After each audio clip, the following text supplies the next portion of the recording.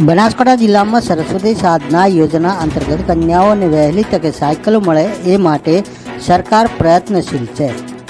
વાત કરીએ તો બનાસકાંઠા જિલ્લામાં સરસ્વતી સાધના યોજના અંતર્ગત કન્યાઓને આપવામાં આવતી સાયકલ સહાય બાબતે મીડિયામાં પ્રકાશિત અહેવાલ અંગે અનુસૂચિત જાતિ કલ્યાણ વિભાગ પાલનપુરના નાયબ નિયામક શ્રી મનીષભાઈ સોલંકીએ રજૂઆત આપ્યો છે।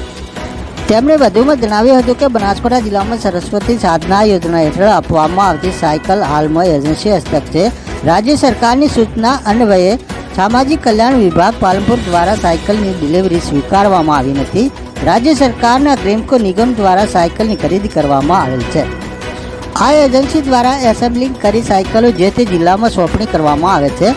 હાલમાં જે સાયકલો છે તે સરકાર દ્વારા સ્વીકારવામાં આવેલ નથી, જેનો હવાલો એજન્સી પાસે છે। કન્યાઓને વહેલી તકે સાયકલો મળે એ માટે સરકાર પ્રયત્નશીલ છે અને આ બાબતે સરકાર હકારાત્મક છે।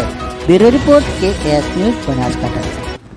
હાલમાં બનાસકાંઠા જિલ્લાના સરસ્વતી સાધના યોજનામાં કન્યાઓને જે સાયકલ આપવામાં આવે છે તેના સમાચાર વણ વપરાયેલ રહે છે, તેના સમાચાર પ્રસિદ્ધ થયેલ છે। જે બાબતે જણાવવાનું કે રાજ્ય સરકારના ગ્રીમકો નિગમ દ્વારા સાયકલની ખરીદી કરવામાં આવે છે અને એજન્સીને કામ સોંપણી કરવામાં આવે છે અને આ એજન્સી દ્વારા જિલ્લા કક્ષાએ સાયકલો એસેમ્બલ કરીને જે તે જિલ્લાને સોંપવામાં આવે છે। હાલમાં જે સમાચાર પ્રસિદ્ધ થયેલા છે એમાં જે સાયકલો છે તે સરકાર દ્વારા સ્વીકારેલ નથી અને હાલ એ જ એજન્સી પાસે એ સાયકલોનો હવાલો છે।